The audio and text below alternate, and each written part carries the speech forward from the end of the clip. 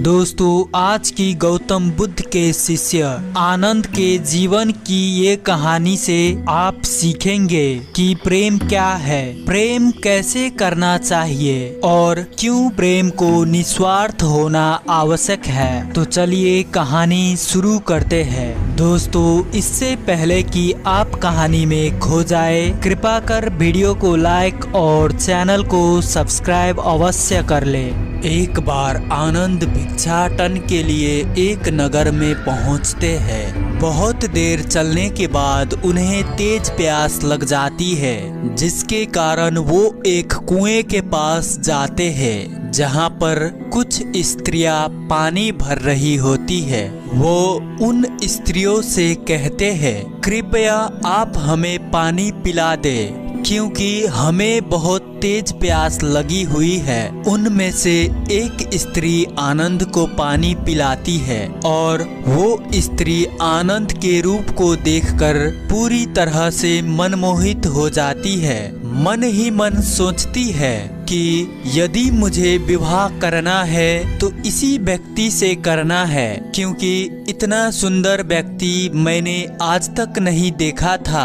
आनंद एक राजकुमार थे, जिसके वजह उनकी सुंदरता स्वाभाविक थी। वो स्त्री अपने मन में कई तरीके से योजना बनाती है कि किस तरह से मैं इस व्यक्ति से विवाह कर सकूं। आनंद वहां से जा ही रहा होता है। वो स्त्री आनंद को अपने घर भोजन के लिए आमंत्रित करती है। आनंद उस स्त्री का आमंत्रण स्वीकार कर लेते हैं और उसके घर भोजन के लिए चले जाते हैं। घर पहुंचकर वो स्त्री भोजन पकाती है और आनंद को भोजन परोसती है। आनंद भोजन करना शुरू करते हैं और जब आनंद भोजन कर रहे होते हैं तो वो स्त्री आनंद को एक टक से देख रही होती है। आनंद भोजन करने के बाद उस स्त्री के घर से चले जाते हैं। आनंद के जाने के बाद वो स्त्री अपनी माँ से कहती है, माँ, आपको मेरी विवाह की चिंता लग रही है ना? उस स्त्री की माँ कहती है, हाँ पुत्री। वो स्त्री कहती है, तो ठीक है, मैं विवाह के लिए तैयार हूँ और मैंने अपना वर भी चुन लिया है। उस स्त्री की माँ पूछती है, कौन है वो? वो स्त्री कहती है, वो ये भिक्षु है जो हमारे घर भोजन के लिए आए थे। उस स्त्री की माँ कहती है, पागल हो गई है तू? वो एक भिक्षु है और उसने संसार को त्याग दिया है। वो स्त्री कहती है, तो क्या हुआ, मैं उन्हें पुनः संसारी बना दूंगी। उस स्त्री की माँ कहती है, ये नहीं हो सकता। वो स्त्री कहती है, यदि तुम चाहो तो हो सकता है माँ। तुम जादू टोना जानती हो ना, तो ऐसा कोई मंत्र फेर दो कि वो भिक्षु मेरा हो जाए, और अगर तुम ऐसा नहीं कर सकती तो मेरा मरा हुआ मुंह देखने के लिए तैयार हो जाओ। उस स्त्री की माँ कहती है, ठीक है, यदि तेरी यही जिद है तो तू ऐसा कर कि उसे एक बार भोजन पर फिर बुला। मैं वशीकरण के दाने बना दूंगी, तू उसके भोजन में मिलाकर उसे खिला देना, फिर वो भिक्षु हमेशा के लिए तेरा हो जाएगा। अगले दिन फिर वो स्त्री आनंद को भोजन के लिए आमंत्रित करती है। आनंद उस स्त्री की बात मान लेता है और उसके घर जाकर भोजन ग्रहण करने लगता है। उस स्त्री ने पहले से ही भोजन में वशीकरण के दाने मिला रखे होते हैं, जिसके कारण आनंद बेसुध हो जाता है। आनंद के बेसुध होते ही वो स्त्री आनंद के साथ गंधर्व विवाह की तैयारी में लग जाती है। वहाँ बुद्ध के पास भिक्षाटन कर सभी भिक्षु लौट आते हैं, परंतु आनंद नहीं लौटता। आनंद के वापस न आने के कारण बुद्ध अन्य भिक्षुओं से उसके बारे में पूछते हैं। सभी भिक्षुओं में से एक भिक्षु कहता है, बुद्ध, आज आनंद एक स्त्री के घर भोजन करने के लिए गया था। बुद्ध कहते हैं, परंतु बहुत समय हो गया है, अब तक उसे लौट आना चाहिए था। तुम जाओ और उसे देख कर आओ। वो भिक्षु उस स्त्री का घर जानता था जहां आनंद भोजन के लिए गया था। वो भिक्षु सीधा उस स्त्री के घर पहुंचता है और देखता है कि वो स्त्री आनंद के साथ गंधर्व विवाह की तैयारी कर रही है। इतने में ही आनंद को भी होश आ जाता है। स्त्री और उसकी माँ की कोशिश नाकाम हो जाती है। वो भिक्षु आनंद और उन दोनों माँ बेटी को बुद्ध के पास ले जाता है और बुद्ध को पूरी घटना समझाता है।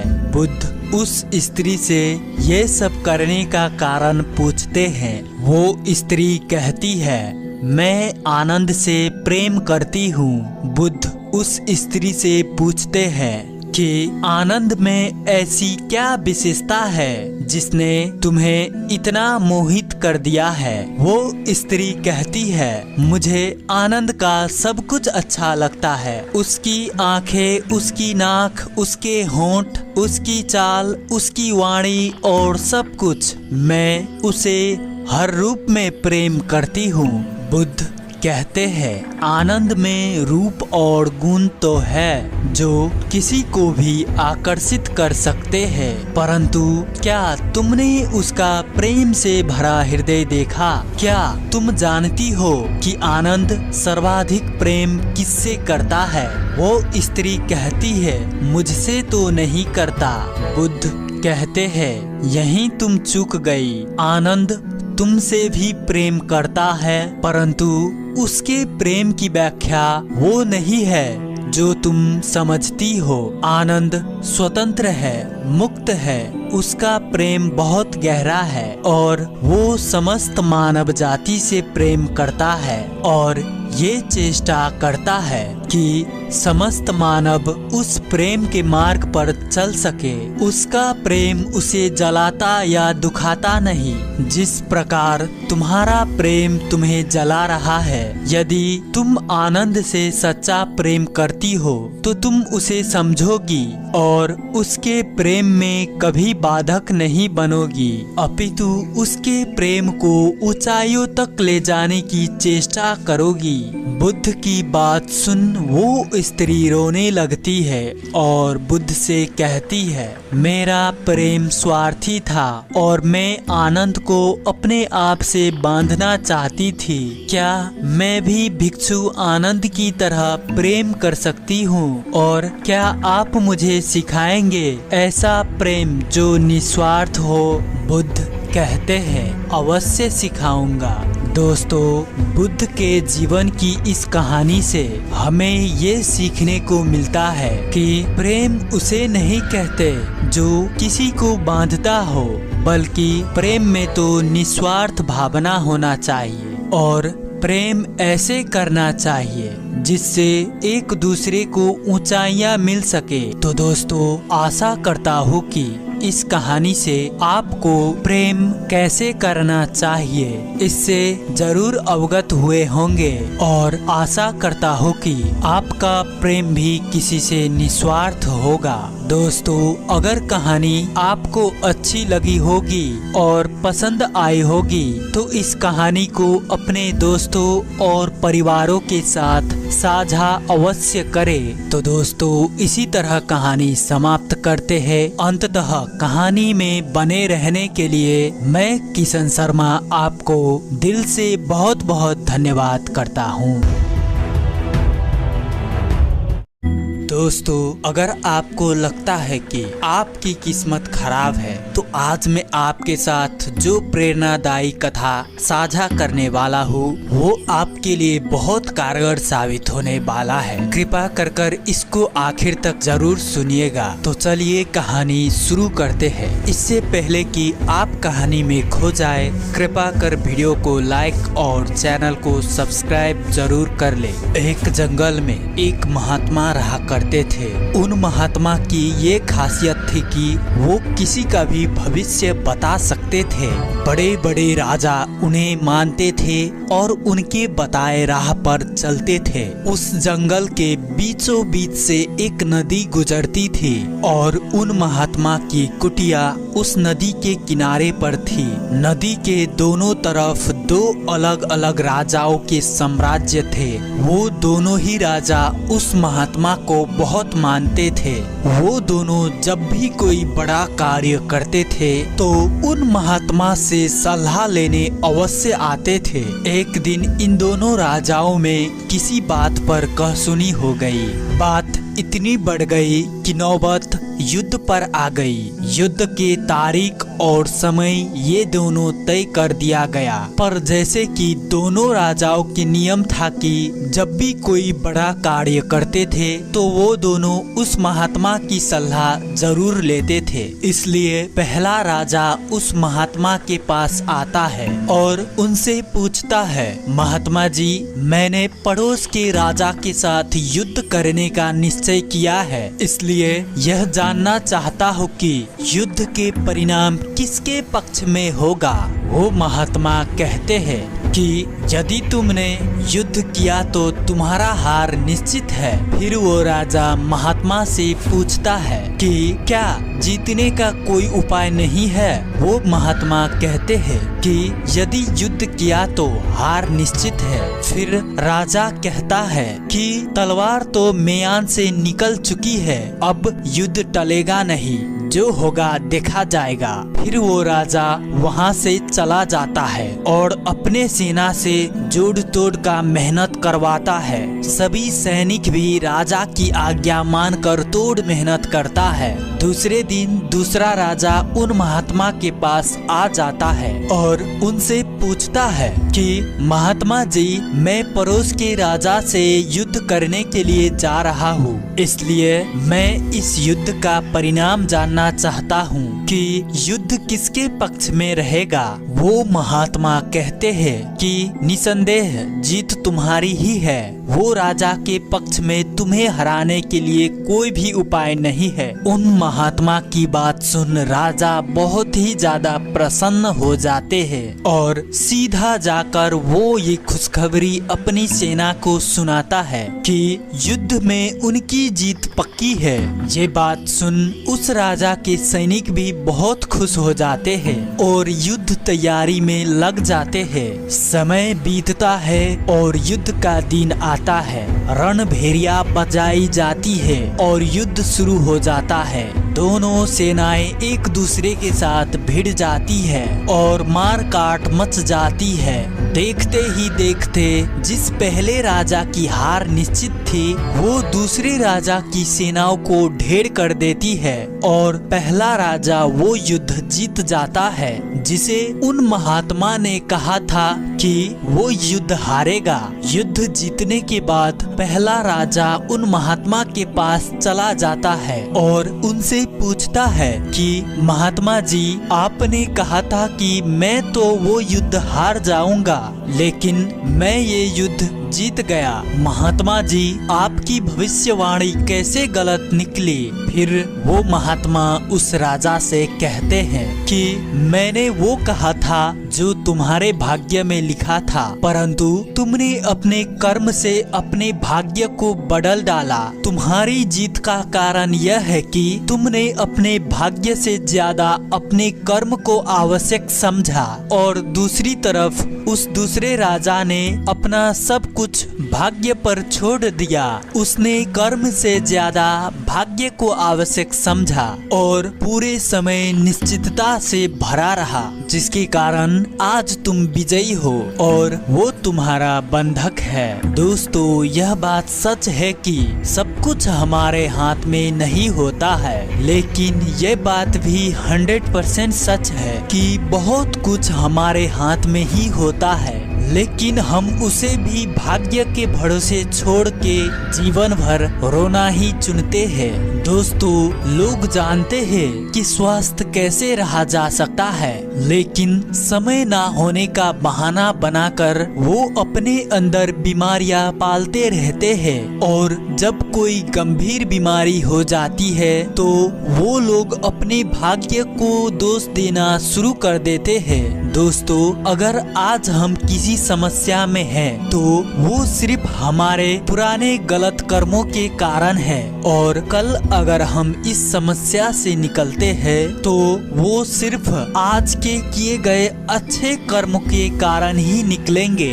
दोस्तों, अगर आज आप कुछ नहीं करते हैं तो कुछ तो होगा ही, और वो आपका भाग्य है। और अगर आप आज अपनी बुद्धि का इस्तेमाल करके वो करते हैं जो आप करना चाहते हैं, तो वो आपका कर्म है। तो ये आपके ऊपर है कि आपको कुछ करना है या फिर भाग्य के भरोसे ही बैठे रहना है। दोस्तों, ये प्रश्न अवश्य नहीं है कि भाग्य पहले से ही लिखा हुआ है या नहीं, बल्कि आवश्यक सवाल ये है कि क्या हम उन चीजों को भी भाग्य के भरोसे ही छोड़ रहे हैं जिन्हें हम आसानी से बदल सकते हैं। दोस्तों, यह कहानी आपको कैसी लगी कृपा कर मुझे नीचे कमेंट बॉक्स में कमेंट कर जरूर बताएं। और अगर आपको ये कहानी पसंद आई होगी तो अपने दोस्तों और परिवारों के साथ इसे अवश्य साझा कीजिए, ताकि और लोगों को भी जीवन में आगे बढ़ने की प्रेरणा मिल सके। दोस्तों, आज की कहानी यहीं पर समाप्त होती है। अंततः कहानी में बने रहने के लिए मैं किशन शर्मा आपको दिल से बहुत बहुत धन्यवाद करता हूँ।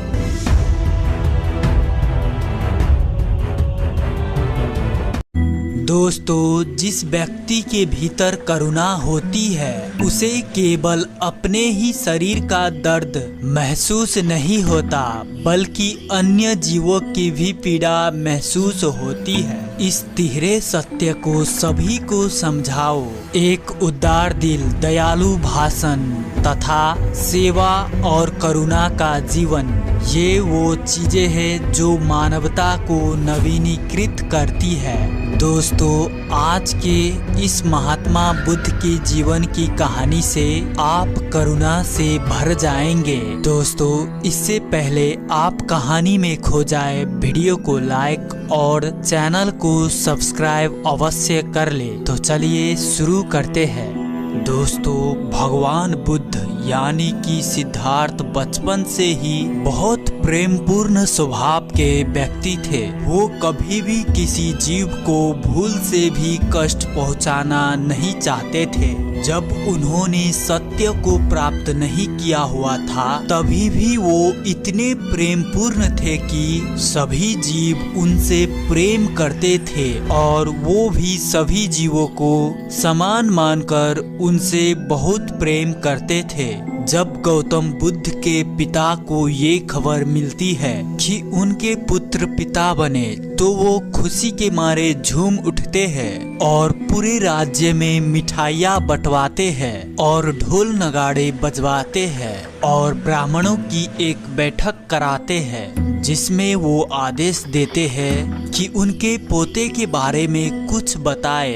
ब्राह्मण उनके पोते के कुंडली बनवाते हैं और उसे पढ़ते हैं और उसके पसीने छूट जाते हैं, क्योंकि उसमें कुछ ऐसा लिखा हुआ होता है कि जिसे जानकर शायद राजा शुद्धोधन उनको मौत का दंड भी दे सकते थे। इसलिए वो उनसे कुछ नहीं कहते हैं और उनसे कहते हैं कि आपका पोता महान शक्तिशाली राजा बनेंगे। तो वो बहुत खुश हो जाते हैं और उनको इनाम भी दे देते हैं। परंतु ये बात छुपाने योग्य नहीं थी, इसलिए एक ब्राह्मण इस बात को उनकी माँ रानी प्रजापति को बताते हैं। यदि सिद्धार्थ के बच्चे को जन्म मिलता है तो सिद्धार्थ जीवित नहीं बचेंगे और सिद्धार्थ के बच्चे को जीवन में पिता का योग नहीं है। ये सुनकर उनके पैर के नीचे के जमीन ही खिसकती है और वो कहती है कि क्या इसका कोई उपाय नहीं है। तो ब्राह्मण कहते हैं कि इसका एक उपाय है। अगर सिद्धार्थ को अपने प्राण बचाने हैं तो उन्हें अपने हाथों से एक बलि देनी होगी। ये बात सभी को पहले से ही पता होती है कि सिद्धार्थ एक ऐसे व्यक्ति है जो किसी की भी पीड़ा को नहीं देख सकते थे, तो क्या अपने जीवन के लिए किसी और की बलि देंगे। उसके बाद सिद्धार्थ को बलि पूजा में ये कहकर बुलाया जाता है कि ये पूजा आपके परिवार की सुख शांति के लिए है। जब सिद्धार्थ पूजा स्थल पर पहुंचते हैं तो वो देखते हैं कि पूजा स्थल पर एक जानवर को बांधा हुआ है जिसकी बलि देने की तैयारी की जा रही है। सिद्धार्थ उस जानवर को देख कुल गुरु से पूछते हैं, गुरुदेव भला ग्रह शांति की पूजा में इस पशु का क्या काम, आपने इसे क्यों बांध रखा है। कुल गुरु कहते हैं कि रुकिए युवराज, आपको आपके सभी प्रश्नों के उत्तर मिल जाएंगे, पहले आप पूजा में सम्मिलित तो हो जाइए। सिद्धार्थ पूजा में सम्मिलित हो जाते हैं। कुल गुरु सिद्धार्थ से मंत्र उच्चारण करने के लिए कहते हैं। सिद्धार्थ मंत्र उच्चारण करने लगते हैं। कुल गुरु सिद्धार्थ से हवन में आहुति देने के लिए कहते हैं। सिद्धार्थ हवन में आहुति देने लगते हैं, लेकिन जब कुल गुरु फरसे यानी कि काटने का हथियार को तिलक लगाने के लिए कहते हैं, तब सिद्धार्थ पूछते हैं कि गुरुदेव पूजा स्थल पर इस फरसे का क्या काम। कुल गुरु कहते हैं जो रक्षा करता है उसकी भी तो पूजा करनी चाहिए। सिद्धार्थ उस फरसे को तिलक लगा देते हैं। फिर कुल गुरु कहते हैं इस हवन कुंड के 5 चक्कर लगाइए सिद्धार्थ। सिद्धार्थ उस हवन कुंड के 5 चक्कर लगा लेते हैं। चक्कर लगाने के बाद कुल गुरु सिद्धार्थ से कहते हैं अब सिद्धार्थ आपको कोई प्रश्न नहीं पूछना है, केवल अपने परिवार की सुख शांति अपने ध्यान में रखनी है और मेरे साथ चलकर इस बलि के सर को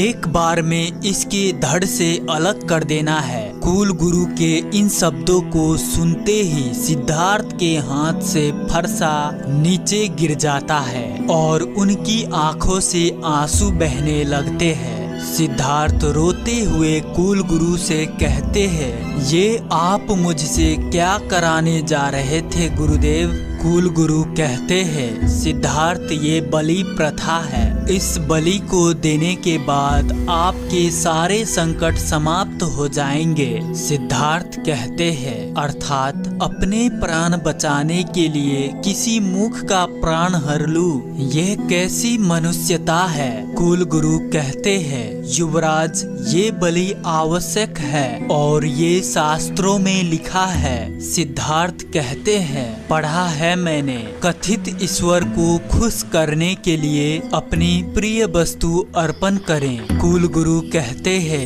युवराज ये बलि आपको देनी होगी, यदि आप नहीं देंगे तो किसी और से दिलवाई जाएगी, परंतु ये बलि देनी आवश्यक है। सिद्धार्थ कहते हैं ना तो मैं खुद बलि दूंगा और ना किसी और को देने दूंगा। इतना कहकर सिद्धार्थ वो पशु को खोलकर अपने साथ ले जाते हैं। इस तरह से गौतम बुद्ध पशु की बलि नहीं देते हैं, उस पशु का बलि होने से बच जाता है। दोस्तों इस कहानी से हमें ये सीख मिलती है कि जिस व्यक्ति के भीतर करुणा होती है उसे केवल अपने ही शरीर का दर्द महसूस नहीं होता बल्कि अन्य जीवों की भी पीड़ा महसूस होती है। तो दोस्तों आशा करता हूँ कि इस कहानी से आप भी अपने जीवन में अन्य जीवों के प्रति उदार और करुणावान बनने का प्रयास करेंगे। और दोस्तों यदि आपको ये वीडियो अच्छी लगी है और आज की ये कहानी आपको पसंद आई होगी तो इसे अपने दोस्तों और परिवारों के साथ साझा अवश्य करें। तो इसी तरह कहानी को समाप्त करते हैं। अंततः बने रहने के लिए मैं किशन शर्मा आपको दिल से बहुत बहुत धन्यवाद करता हूँ। एक बार की बात है, एक गांव था। उस गांव की लोगों की आपस में बिल्कुल भी नहीं बनती थी। आपस में लड़ाई झगड़ा वो किया करते थे।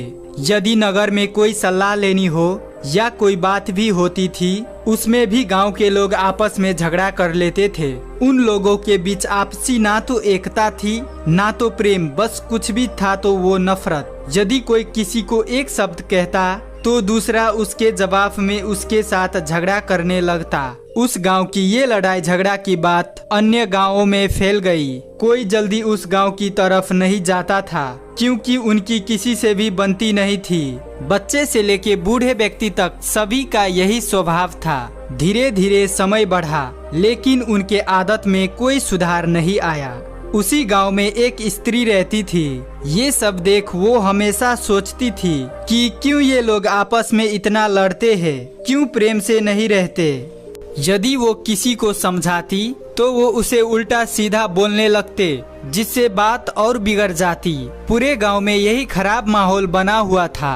वहीं उसी गांव से दूर एक महात्मा का आश्रम था। वो वहां अपने सभी शिष्यों के साथ रहा करते थे। एक दिन सुबह उपदेश देने के बाद महात्मा अपने सभी भिक्षुओं से कहते हैं कि वो अलग अलग दिशाओं में जाए। तब उस गांव में जाने की भी बारी आती है, लेकिन वो शिष्य उस गांव के तरफ जाने में कतराते थे। जल्दी कोई वहां जाने का नाम नहीं लेता था। जब महात्मा ने शिष्यों को वहां जाने के लिए कहा तब वो कुछ नहीं कहता, वो चुप रहता। उसे देख महात्मा कहते हैं कि क्या हुआ, उस गांव के तरफ क्यों नहीं जा रहे हो। तब वो शिष्य कहता है कि वहाँ के लोग भिक्षा नहीं देते, उल्टा बहुत अपशब्द कहते हैं। उस गांव का माहौल काफी खराब है, हमेशा वहाँ लड़ाई झगड़ा होता है। जब उस गांव के लोगों में एक दूसरे के प्रति कोई भावना नहीं है तब वो हमें देख ना जाने क्या क्या बोलेंगे। ये सुन महात्मा कहते हैं कि हम तो सन्यासी हैं, हमें किसी के कुछ कहने से फर्क नहीं पड़ना चाहिए, हमारा जो काम है वही करे। तब महात्मा सोचते हैं कि आज वो स्वयं उस गांव में भिक्षाटन के लिए जाएंगे और उस शिष्य को अन्य गांव के तरफ भेज देते हैं, जिससे वो भी प्रसन्न हो जाता है। महात्मा उस गांव के लिए आगे बढ़ जाते हैं। उस गांव में पहुंच घर घर भिक्षाटन करने लगते हैं, लेकिन जल्दी कोई वहां भिक्षा नहीं देता। दूसरी तरफ महात्मा देखते हैं वहां के लोग ऊंचे ऊंचे स्वर में आपस में झगड़ा कर रहे हैं। वहां का हालत देख महात्मा वहां का पूरा दृश्य समझ जाते हैं। थोड़ा आगे बढ़ के वो उस स्त्री के घर भी पहुंच जाते हैं और भिक्षा मांगने लगते हैं। महात्मा को देख वो भिक्षा दे देती है और फिर वो वहां से भिक्षाटन करके लौट जाते हैं। अब महात्मा हर कुछ दिन में उस गांव में भिक्षा लेने जाने लगते हैं। हर दिन वो वही सब माहौल देखा करते थे। एक दिन वो सुबह सुबह अपने आश्रम में शिष्यों को उपदेश देकर भिक्षाटन के लिए उसी गांव में जा रहे होते हैं। तब वही शिष्य उनसे पूछता है कि क्या वहाँ के लोग आपको अपशब्द नहीं कहते गुरुदेव। तब महात्मा कहते हैं कि मैं तो एक सन्यासी हूँ, मुझे रोज भिक्षाटन के लिए अलग अलग जगह जाना होता है, इसलिए मुझे किसी के कुछ अपशब्द कहने से कोई मतलब नहीं है। मैं अपना कार्य पर ध्यान देना जरूरी समझता हूँ। ये सुन शिष्य गुरु के ये सीख समझ जाता है और तब महात्मा आगे गांव के लिए निकल जाते हैं और उस गांव में वो पहुँच हमेशा की तरह भिक्षा मांगने लगते हैं। भिक्षा मांगते हुए वो उस स्त्री के घर पहुँचते हैं। वो स्त्री भीतर से बाहर आती है और भिक्षा देने पूर्व महात्मा से कहती है, गुरुदेव क्या मैं आपसे एक प्रश्न कर सकती हूँ। ये सुन महात्मा कहते हैं, बोलो। तब वो कहती है कि आप इतने दिन से यहाँ भिक्षा लेने आ रहे हैं, अब तक तो आप भी इस गांव के व्यवहार से अवगत हो ही गए होंगे कि किस तरह यहाँ के लोग आपस में झगड़ते रहते हैं। मैं आपसे ये पूछना चाहती हूँ कि क्यों लोग आपस में व्यर्थ ही एक दूसरे से इतना लड़ते हैं, नफरत करते हैं। इन सब से उन्हें क्या मिलता है, ये मुझे कहीं से भी सही नहीं लगता। लोग क्यों इस तरह से लड़ते हैं, क्या इसका कोई उपाय नहीं है, क्या इसका कोई हल नहीं मिल सकता, आप कुछ बता दे। ये सुन महात्मा उस स्त्री से कहते हैं कि सुनो स्त्री, मैं यहाँ भिक्षा लेने आया हूँ, किसी के व्यर्थ के झगड़े ठीक करने नहीं। तुम्हारे इस अटपटे सवालों का कोई भी जवाब मुझे नहीं देना है। और न ही मेरी कोई इसमें रुचि है। महात्मा बहुत ही तेज स्वर में चिल्ला करके ये सब कहते हैं। ये सुनते ही स्त्री आसपास देखने लगती है। उसे स्वयं ही सबके सामने हुए इस अपमान से क्रोध आ जाता है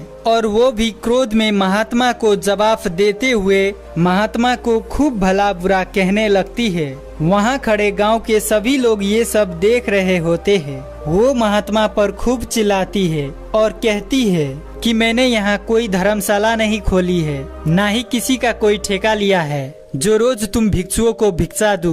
तुम जाओ, खाओ, चाहे भूखे मरो, मुझे उससे कोई मतलब नहीं है। स्वयं को महात्मा बोलते हो और किसी स्त्री से बात करने का ढंग तक नहीं आता और ज्ञानी बने फिरते हो। जब तुम्हें स्वयं कुछ नहीं पता तब दूसरे को क्या शिक्षा दोगे? वो स्त्री आगे बोलती है कि रोज भिक्षा मांगने यहाँ आ जाते हो और मुझ पर ही अकड़ दिखा रहे हो। जाओ यहाँ से, मेरे पास इतना फालतू का समय और भोजन नहीं है कि रोज रोज तुम्हें दूं। व्यर्थ समय बर्बाद हो गया तुमसे बात करके। जाओ, मैं तुम जैसे भिखारी को भिक्षा नहीं देती। इतना कहकर वो चुप हो जाती है और लंबी लंबी सांसें लेने लगती है। महात्मा चुपचाप अब तक उस स्त्री के बात सुन रहे थे और जब वो स्त्री चुप हो जाती है तब वो कहते हैं कि आराम से सांस ले लो देवी, चाहे तो पानी पी लो, मैं यहीं प्रतीक्षा कर लूंगा। महात्मा के ये विनम्र बोल सुन स्त्री उनकी तरफ आश्चर्यचकित होकर देखने लगती है। तब महात्मा कहते हैं कि मैं जानता हूँ कि तुम क्या सोच रही हो। इतना कहकर वो मुस्कुराने लगते हैं। उन्हें यूं देख स्त्री कहती है कि आपको क्या हुआ?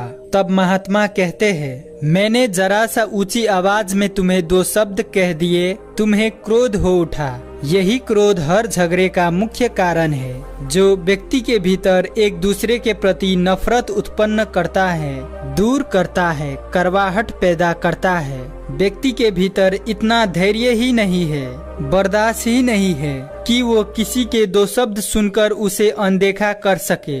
वो उल्टा क्रोध में आकर विवाद करता है, झगड़ा करता है। जब तक व्यक्ति का स्वयं के क्रोध पर कोई नियंत्रण नहीं होगा, स्वयं की वाणी पर नियंत्रण नहीं होगा, उनके बीच कभी एकता और प्रेम नहीं हो सकता। किसी भी मनुष्य की यही जरूरत है, वो इन सब पर नियंत्रण रहे, तभी वो समाज में प्रेम से रह सकेगा। इसलिए तुम्हारे प्रश्न का उत्तर भी यही है कि स्वयं के क्रोध और वाणी पर संयम रखे, तब सब ठीक होगा। इतना कहकर महात्मा चुप हो जाते हैं। ये सब सुन वो स्त्री और आसपास के लोग स्वयं के इस व्यवहार पर बहुत लज्जित होते हैं और उन्हें स्वयं का भूल का बहुत अफसोस और पछतावा होता है।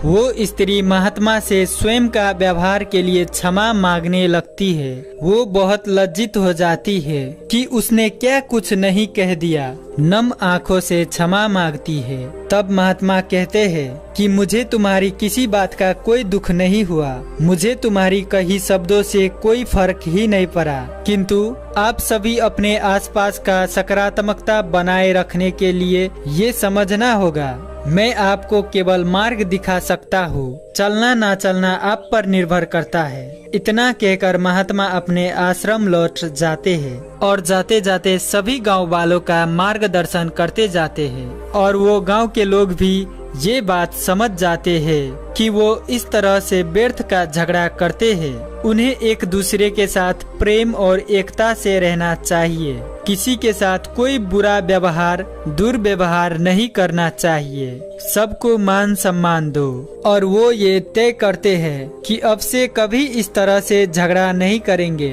बिना सोचे समझे कुछ नहीं कहेंगे, सदैव अपने क्रोध पर नियंत्रण और वाणी पर संयम रखेंगे। सभी गांव वाले महात्मा से बहुत अधिक प्रभावित हो जाते हैं, उनके बताए मार्ग पर चलने लगते हैं संपूर्ण एकता के साथ। अतः महात्मा के इस कहानी से हमें ये सीख मिलती है कि व्यक्ति हमेशा सोच समझकर बोलना चाहिए। हमेशा धैर्य के साथ कोई काम करे या कोई बात करे। जल्दबाजी में चीजें खराब होती है, इसलिए सोच समझकर कदम उठाए, क्योंकि जो लोग व्यर्थ का क्रोध करते हैं उनका विवेक खत्म होने में समय नहीं लगता और तब समाज द्वारा उन्हें धुतकारा जाता है। इसीलिए सदैव धैर्य रखे, विवेकशील बनकर रहे, स्वयं पर सदा संयम रखे, सोच समझकर कोई बात कहे, अपने क्रोध पर पूरा नियंत्रण बना कर रखे, क्योंकि व्यर्थ का क्रोध करने से कुछ प्राप्त नहीं होता। इसलिए हमें जीवन में सदा शांति बनाए रखना चाहिए। धन्यवाद। दोस्तों, जो गुजर गया उसके बारे में मत सोचो और भविष्य के सपने मत देखो, केवल वर्तमान पर ध्यान केंद्रित करो। मैं हर समय वर्तमान में कैसे जी सकता हूँ? अगर दोस्तों आपके मन में भी ये प्रश्न है तो ये प्रेरणादायी कहानी आपके लिए सहयोगी होगा। ये प्रेरणादायी कहानी आपको सिखाएगी कि हर समय वर्तमान में कैसे जिए। दोस्तों, इससे पहले कि आप कहानी में खो जाए, कृपा कर वीडियो को लाइक और चैनल को सब्सक्राइब अवश्य कर ले। तो चलिए कहानी शुरू करते हैं। एक व्यक्ति एक महात्मा के पास जाता है और उनसे कहता है कि महात्मा जी, क्या मैं आपसे एक प्रश्न पूछ सकता हूँ? वो महात्मा उस व्यक्ति को प्रश्न पूछने की आज्ञा दे देते हैं। वो व्यक्ति पूछता है कि ऐसा मैं क्या करूँ जिससे मैं हर समय वर्तमान में जी सकूं?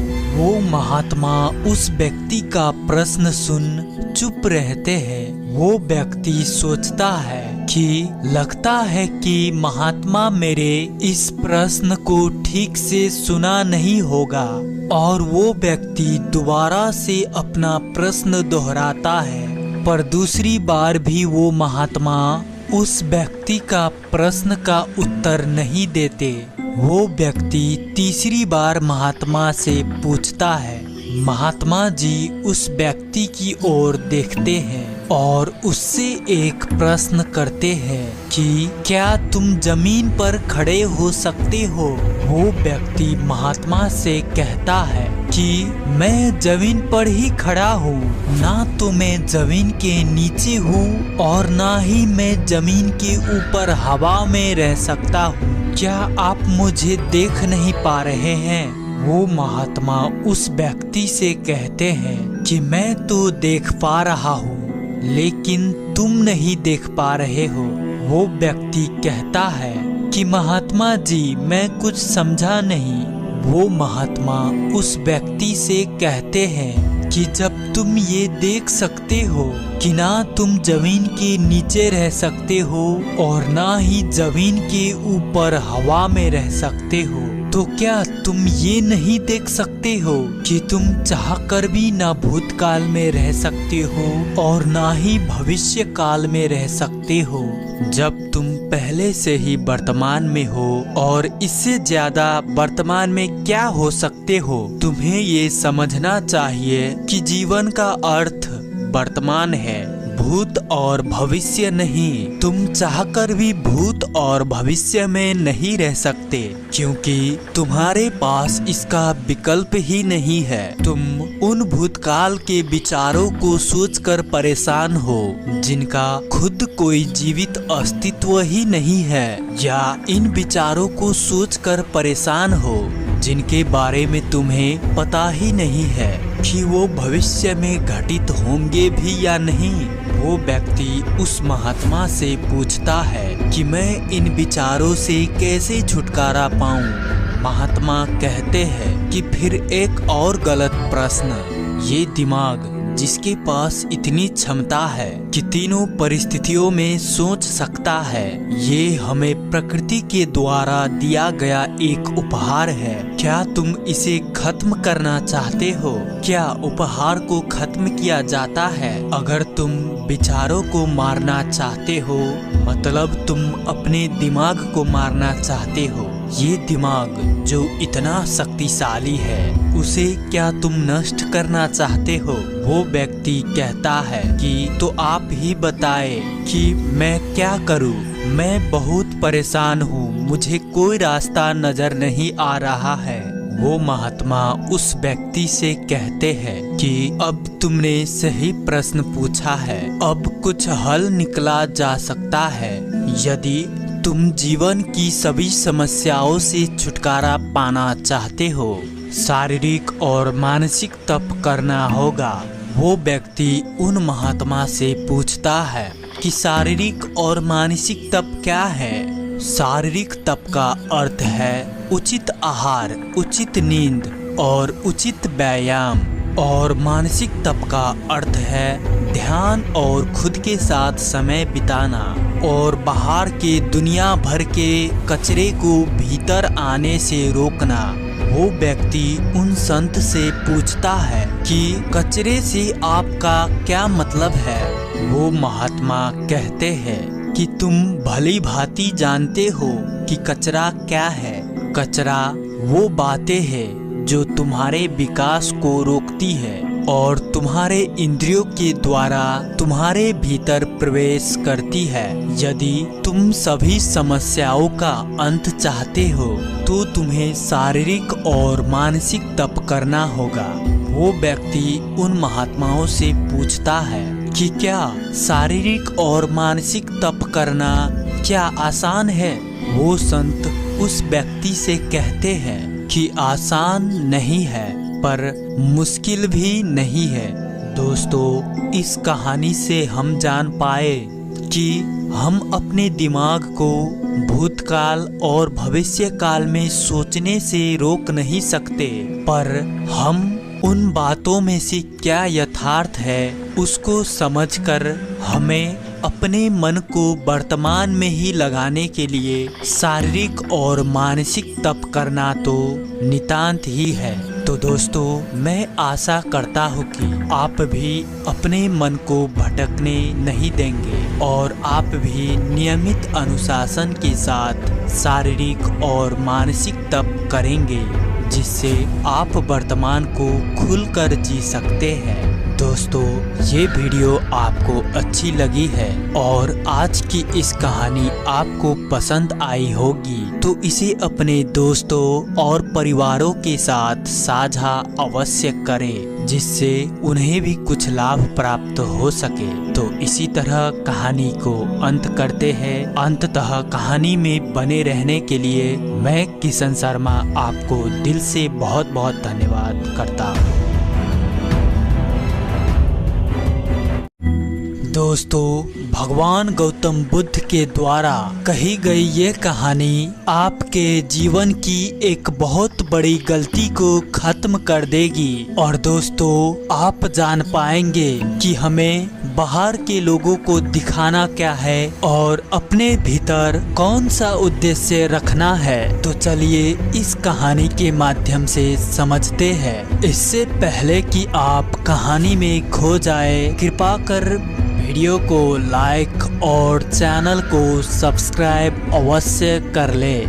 एक बार भगवान बुद्ध अपने शिष्यों के साथ बैठे उन्हें कुछ समझा रहे थे। इतने में वहां पर राजा अजातशत्रु आ पहुंचते हैं और उनसे पूछते हैं कि जब से मैं आपका अनुयायी बन गया हूं, तब से सभी लोग मेरे सीधेपन का गलत फायदा उठा रहे हैं। आपका अनुयायी बनने से पूर्व सभी लोग मुझसे बहुत डरते थे, क्योंकि मैं पहले बहुत क्रूर था और किसी को भी मृत्यु दंड देने में एक क्षण भी नहीं लगाता था।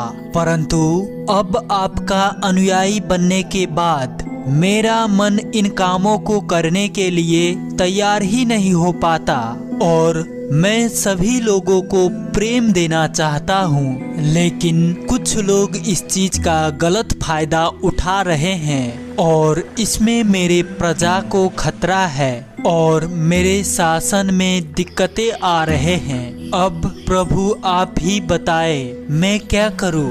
बुद्ध कहते हैं कि तुम्हें इसका उत्तर एक कहानी के द्वारा देता हूँ। एक बार एक भिक्षु एक गांव से गुजर रहा था और इस गांव में एक बहुत ही बड़ा पीपल का वृक्ष था। भिक्षु सोचता है कि बहुत देर चलते चलते हो गई है, अब कुछ देर के लिए इस पेड़ के नीचे आराम करता हूँ।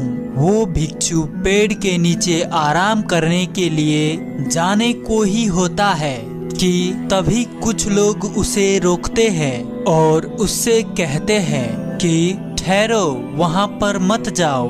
वहाँ पर एक जहरीला सांप रहता है जिसने बहुत सारे लोगों को डस लिया है और वो बहुत सारे लोगों की हत्या अपने सर लिए घूमता है और वो इतना खतरनाक है कि जो भी उसके सामने आ जाता है वो उसे जीवित नहीं छोड़ता है। वो व्यक्ति मुस्कुराता है और इस व्यक्ति से कहता है कि एक दिन तो सबको मरना है, तो अगर मुझे आज मरना है तो इसमें कौन सी बड़ी बात है। आप मेरी चिंता ना करें और मुझे जाने की आज्ञा दे।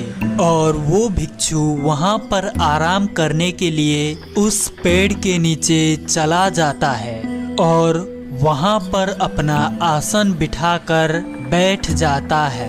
कुछ ही क्षण में वो जहरीला सर्प उस भिक्षु के सामने आ जाता है और उससे कहता है कि हे व्यक्ति, क्या तुम्हें मुझसे डर नहीं लगता और क्यों तुम्हें पता नहीं है कि ये मेरा इलाका है और यहाँ पर आने की किसी की हिम्मत नहीं होती।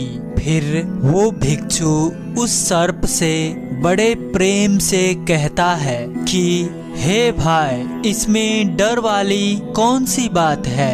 तुम जो भी करते हो वो इसलिए ही तो करते हो क्योंकि तुम्हें डर है कि कोई तुम्हें मार ना दे, इसलिए तुम दूसरों को डसते हो। मुझे किसी बात का डर नहीं है, ना मुझे मृत्यु का भय है और ना ही मुझे जीवन की लालसा है। कोई मुझे नुकसान पहुंचा ही नहीं सकता, तो मैं तुमसे क्यों भयभीत हूँ। ये सुन सर्प को गहरा आघात पहुंचता है। उसने आज तक ऐसे व्यक्ति देखे थे जो उसे मारने की कोशिश करते और उसने आज तक ऐसे व्यक्ति देखे थे जो उससे डर भागते थे। आज तक उसने ऐसा व्यक्ति नहीं देखा था जो उसे देखकर भयभीत ना हो। उसके बाद वो सर्प उस भिक्षु के चरणों में लेट जाता है और उनसे कहता है कि हे प्रभु, मैंने आज तक जो भी किया वो सब अपनी जान बचाने के लिए किया, क्योंकि अगर मैं ऐसा रूप धारण नहीं करता तो लोग मुझे जीवित नहीं छोड़ते। भिक्षु कहता है कि तुम बिल्कुल सही कह रहे हो, लेकिन अगर तुम जीवन के इस मोह से मुक्त होना चाहते हो तो तुम शांत हो जाओ और प्रेम से भर जाओ और जानो कि जीवन एक दिन खत्म हो ही जाएगा और इसके लिए बुरे काम करने की कोई आवश्यकता नहीं है। इतना कहकर वो भिक्षु वहाँ से चलता है और वो सर्प अपने भीतर इन बातों को रख लेता है और प्रण लेता है कि आज से वो कोई भी गलत कृत्य नहीं करेगा। इसके बाद सर्प अपने सभी गलत कृत्यों को छोड़ देता है, पर इसका उल्टा प्रभाव उसके ऊपर ही पड़ता है। जो लोग उसे देखकर भाग जाते थे अब उसके सीधेपन का गलत फायदा उठा रहे हैं। अब सभी लोग उसे छेड़ते हैं और उसे चोट पहुंचाते हैं। अब वो सर्प बहुत दुखी रहने लगा और बहुत ही ज्यादा चोटों से ग्रस्त रहने लगा।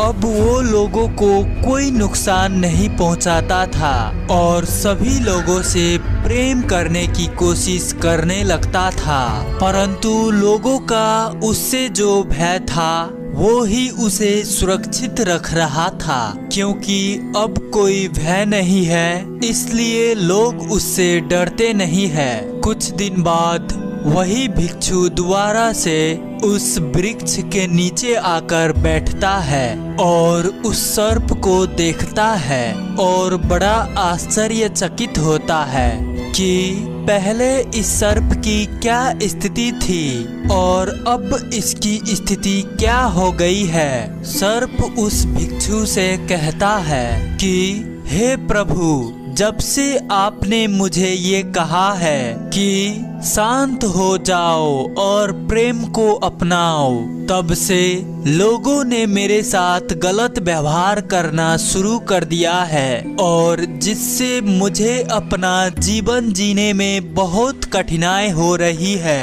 अब आप ही बताइए कि मुझे क्या करना चाहिए। भिक्षु कहता है कि हे मित्र, मैंने तुमसे ये नहीं कहा था कि तुम अपने स्वभाव को ही बदलो। क्रूरता तुम्हारा स्वभाव है और अगर तुम क्रूर नहीं रहोगे तो लोग तुम्हें खत्म कर देंगे। इसका अर्थ ये नहीं है कि तुम अपना भीतर से जो उद्देश्य है उसे गलत रखो। दोस्तों, इसका अर्थ ये है कि आपको भीतर से अपने आप को सही रखना है। बाहर से आपको वो दिखाना होगा जो जरूरी है, क्योंकि सर्प एक जहरीला जीव है और लोगों के मन में उसके लिए डर होना जरूरी है। वो भिक्षु उस सर्प से कहते हैं कि अगर लोगों के मन में तुम्हारे लिए भय नहीं होगा तो लोग तुम्हें हानि ही पहुंचाएंगे, परंतु तुम्हें भीतर से अपने आप को सही रखना चाहिए कि तुम्हें किसी को कोई नुकसान नहीं पहुंचाना चाहिए, केवल अपना भय बनाए रखना चाहिए। तो इसके बाद बुद्ध अजात शत्रु से कहते हैं कि अजात शत्रु, तुम इस कहानी से क्या सीखे? और इसका अर्थ यही है कि तुम अपना स्वभाव मत बदलो, बल्कि अपने आप को भीतर से बदलो। अगर तुम अपने आप को प्रेम पूर्ण पाओगे और अपने उद्देश्य को अच्छा पाओगे तो तुम्हें उससे खुशी मिलेगी। यहाँ पर इस बात की तनिक भी जरूरी नहीं है कि तुम बाहर से लोगों को क्या दिखाते हो।